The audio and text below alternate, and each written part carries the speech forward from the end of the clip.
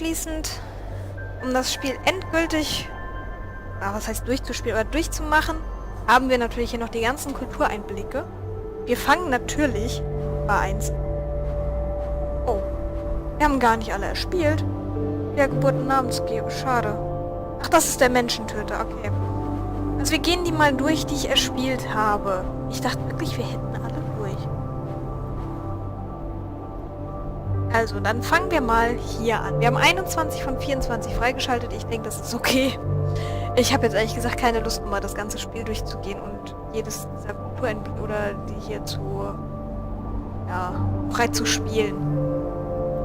Wenn ihr alle sehen möchtet, könnt ihr euch das Spiel gerne selber holen und gerne die letzten 3 auch noch freischalten. In dem Sinne, wir fangen bei 1 an. Viel Spaß!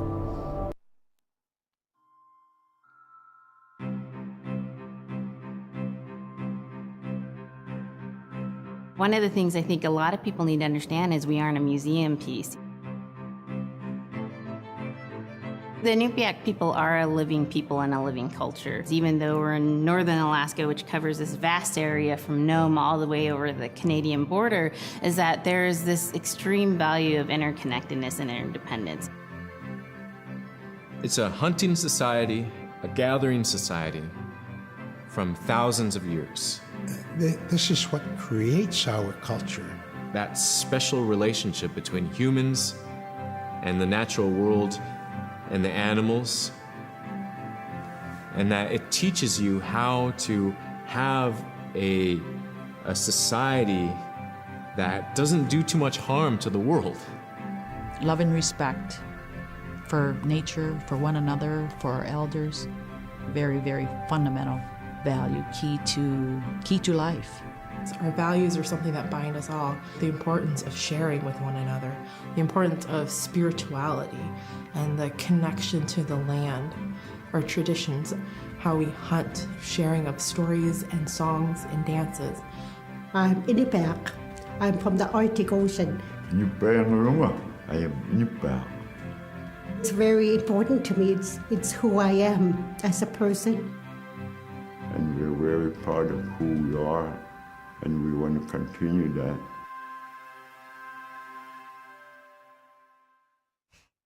Wow. Ich kann da echt nur so sagen, wow. Also, dass die diese Kultureinblicke hier eingebaut haben, finde ich immer noch mega geil. Und ich habe was wiedererkannt. Ich weiß nicht, wem von euch noch die Stadt Nome was sagt. Wer früher den Film Balto gesehen hat, mit den Schlittenhunden, die der Stadt Nome die Medizin bringen. Ich glaube, das war Nome. Ich bin mir zu 99,9% sicher. Wenn ich falsch liege, verbessert mich bitte in den Kommentaren. Aber ich fand es gerade echt schön, dass ich diesen Namen einfach schon mal gehört habe, dass ich diese Stadt schon mal irgendwo gehört habe. Und der Film Balto ist ja auch eigentlich nach einer wahren Begebenheit erzählt. Naja, wir gehen weiter. Ich möchte gerne eine Geschichte hören. Ich hoffe, ihr auch.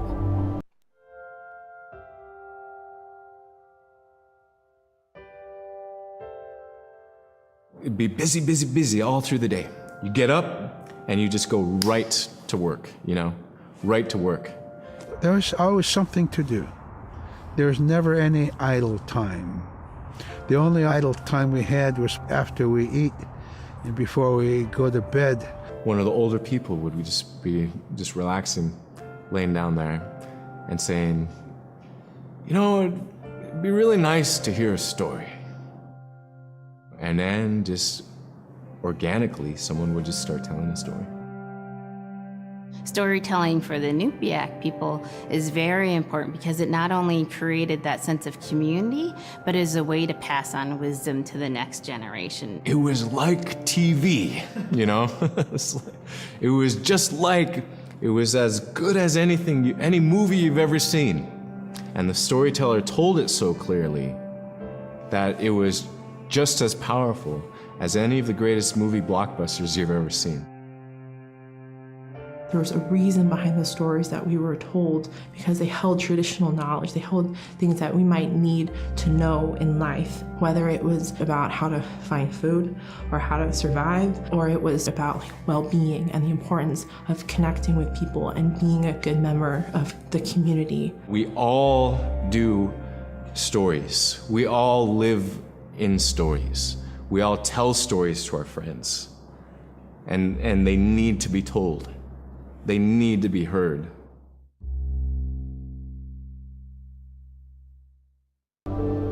Das ist so wahr. Entschuldigung.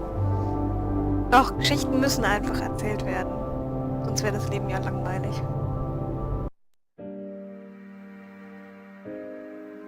So scrimshaw is this really beautiful method of art that's done either on baleen or ivory, and traditionally it was used to tell stories. Each etching is telling a story of some event. Caribou hunting was taking place. This is what was going on. War began around this time, and so it sort of gives you a timeline of history through etching. An elder or the person who carved it would literally be able to read the scrimshaw story. They're like reading a book, in a way. A lot of the storytelling traditions would be things that after the storytelling was done, we'd just rely on the next person telling it. And so scrimshaw is a very important way for Alaskan Native people to record their history. Jetzt verstehen wir natürlich auch diese Zwischenfrequenzen in dem Game. Den Polarfuchs haben wir uns schon mal angeguckt. Ich würde ihn aber gerne nochmal sehen, so vollständigkeitshalber.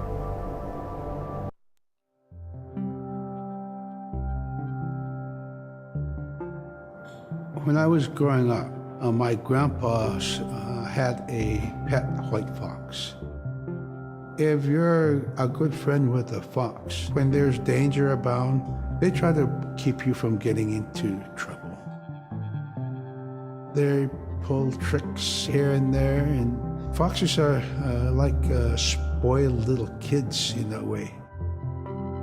When you let her out, she'd go prancing out in the snow, jumping in the air. I know she was happy then. Come running at me and jump on my chest, knock me backwards, lick my face, and I try not to let it. So that was my memory of my grandpa's pet fox. An der Stelle möchte ich nochmal sagen, dass ich das Schlimmste an dem Spiel fand, oder das Schlechteste eben, dass dieser Fuchs getötet wurde und einfach in so einen komischen Jungen, der irgendwie ein Geist war, verwandelt wurde. Das fand ich mit am komischsten eigentlich. Wollte ich nur mal loswerden. Karibus und Kleidung. Das wird interessant. Caribou was, it provided for us in many ways. Our clothing in those days was made of all caribou skin. I grew up wearing caribou pants, mittens, caribou skin mattress, blankets. Some people had boots that were made with wolf leggings, sealskin sole bottoms. Baleen was shaved to make insoles. They kept us quite dry and warm as well. But the caribou skin clothing was the best. We would get as many yearlings as we could for our outer clothing. And for heavy winter, we would get caribou in February or March because the hair was the longest and the skin was the thickest, and we would use those for our winter gear. With that stuff on, you could sleep outside in 50 below and it wouldn't bother you a bit. Minus 50 Grad. Stellt euch das einfach mal vor. Da sind die minus 4 hier gerade vor meiner Haustür und klacks dagegen.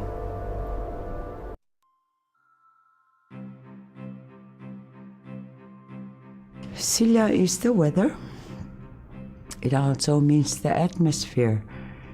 Here's the nuna, or the land. And it's anything from the land into the moon, the sun, the stars. That's Silla. It's a very spiritual, and we have a relationship with Silla. Silla has a soul in the same way we do as people, in the same way animals do. I think spirit helpers in and of themselves are really about how we're connected with things. And so it may be that there is a spirit helper that shows themselves as a bird to show you the way home, or it may be a spirit helper that actually decides to show themselves with the face and body of a man instead of their animal form. And so I think one of the things that's hard to understand is that it's not one way of seeing things, it's one way of knowing you're connected to everything. We've always had that spirituality of everything around us. It's the interaction you have with the air you breathe, the ocean that you gather resources from, the rivers from which you gather fish, the tundra from which you pick berries, the animals that give themselves. It's all of that.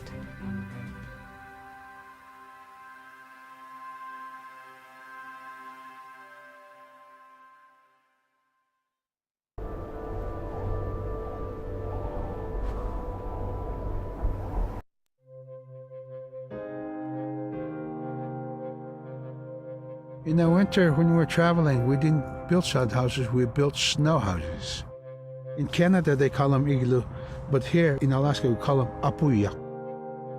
We'd do a day of travel, and then we'd make a apuya. The next day, my father would set traps, spend the day there, rest the dogs, give them something to eat, and then the following day, we continued to the next place. We'd go to my dad's sister, who had a house at Dubarg. They had a small sod house over there. We didn't have to do anything. We just visit with them, and my dad and his sister were glad to see each other, and they'd talk away while us kids played outside or go to sleep. By the time we get back to our home, my father would leave us with our aunt or with my grandmother, and then he'd start on his trips and go check his trap line. We were not into 8 to 5 kind of time, you know. We're in a total different kind. We're in ecological time.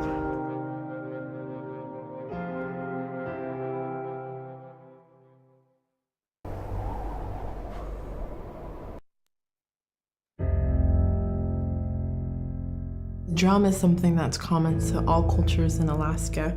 All cultures have a drum that may have some stylistic differences or differences in the materials that it's made, but it's still in recognition of life and vitality. And the drum mirrors the heartbeat. And when you continue drumming soon, it will be in line with your heartbeat, because that's what it's supposed to be, the heartbeat of the community, and it symbolizes vitality.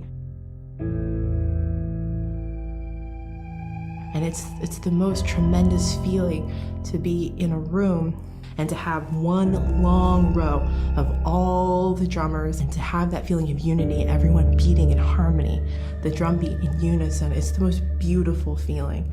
And to know that you're connected, you're on the land that you are connected to. And even if you grew up outside of the community, that which is in you comes from this area. And it's the greatest feeling.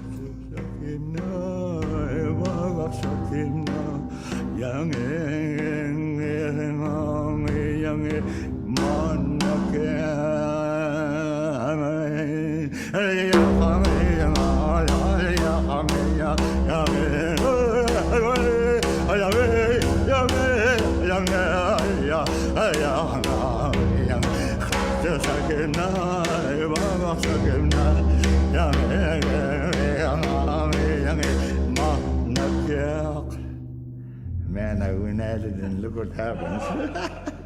Oh. Also der war mal voll in seinem Element. Da wäre ich fast aufgestanden, hätte mitgetanzt. Herrlich.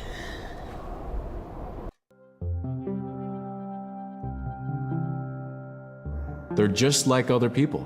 They just happen to be very small and extremely strong. These are stories that are common throughout Alaska. It's normally that people are in a size from your elbow to the tips of your fingers, and they possess superhuman strength. So they may be tiny, but they can carry a whole caribou. And if you go up north and you talk to a number of the people in the community, they'll talk about having seen the little people.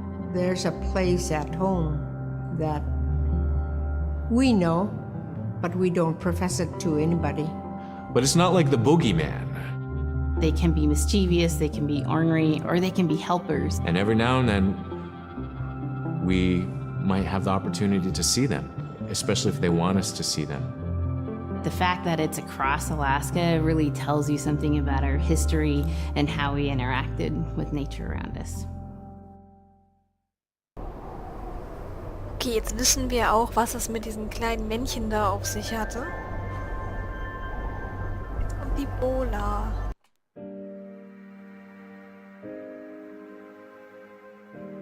The bola is what we call kilometang. And the kilometang is made out of braided sinew tied out to some heavy bone which you could twirl. In my case, we're catching ducks. When we're out whaling, sometimes the ducks start flying, and they're good for duck hunting. You know, if you're a whaling crew, you can't make too much noise, so you can't use a shotgun for getting some duck soup handy, you know. So bola was a really handy weapon to use for catching ducks. You know, the ducks fly in, you throw it up and tangles up the bird, and down they go. Der arme Vogel. Krass, also ich wusste schon, dass es sowas gibt, aber ich wusste nicht, dass es aus Knochen und Sehnen gefertigt ist.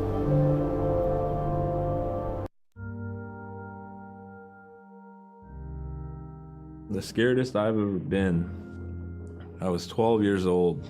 We floated out on a piece of ice while we were duck hunting. It was a bluebird day, just clear blue skies. And there was 3 of us, myself, my brother, and my dad. Next thing you know, we see this dark shadow on the ice. We look and it goes behind us. So we all jumped up, startled, and my dad, he started running. We got back to the ridge there. The ice had fractured, cracked, and broke off, and we were floating away. We were drifting. It was close enough to where my dad would have made it. He stopped and he thought about throwing us across, and if one of us was on the other side, we would be split up. So he stopped, and he just so happened to have a cell phone on him. 911 didn't pick up. That's the worst feeling in the world right there. 911 did not pick up. So he left a message because they record their calls. Once he had relayed that information, his cell phone died. That was the scariest moment I've ever had in my life. We were floating away and I thought we were left for dead. He kept calm during this situation. He's bringing out everything positive in this case. You know, I'm crying, my brother's freaking out. It went from clear blue to dense fog. Within a couple hours, we heard the chopper flying around, so they must have gotten our message. We thought we were saved, and then the chopper sound went away. So we lit some of the sled on fire. It's plastic. We thought black smoke in the fog would create some kind of marker. Chopper pilot had mentioned when we got rescued, you could see a glow in the fog, and he slowed down there, and sure enough, as soon as he slowed down, we got within visual. That was definitely the scariest moment of my life, was floating away and not knowing what the outcome was going to be. Vor allem, wie krass ist das denn bitte? Du rufst beim Notruf an und die gehen nicht ran.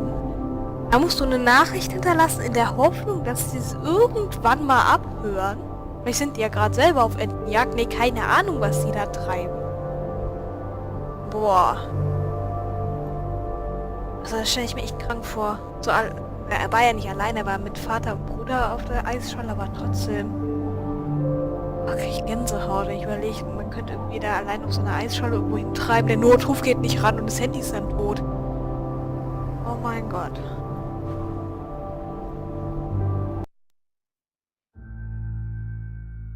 We're very much aware of the climate change.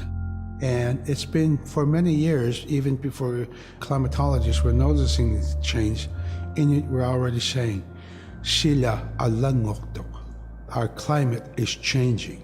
If the heat is going the way it is right now, for us it's going to be pretty bad. Different birds are coming, and they're coming earlier, and sometimes rain is more than what we want, because when there's more rain, we know it's going to melt the permafrost. In my time as a young whaler, when I was 9 years old, we're hunting from ice that was about 25 feet thick. And there was giant icebergs already floating, coming by. That was the first signs of a changing climate. Ice that never broke before was now moving. Now, here it is 50 years later, we're hunting whale from ice that's 18 inches thick. There's no more thick ice. It's creating a malfunction in our whaling season is what it is. Actually more than that, all seasons in general. I think we are more scientists than more people will realize. We have more knowledge of those things than people will ever know. Da könnte echt was Wahres dran sein. Ich meine, der Wetterdienst predigt hier, keine Ahnung, Apokalypse in was weiß ich wie vielen Jahren und könnte nicht mal genau sagen, wie das Wetter morgen wird. Also da glaube ich der guten Frau schon, was sie da gerade gesagt hat. Ich würde aber sagen, ich mache wirklich an der Stelle mal Pause, weil sonst wird die Folge einfach zu lang. Den Rest, ja, ich splitte das jetzt in 2 Teile auf und den Rest seht ihr dann in der nächsten Folge. Also, ihr wisst, was das heißt. Am nächsten Tag einfach nochmal reingucken.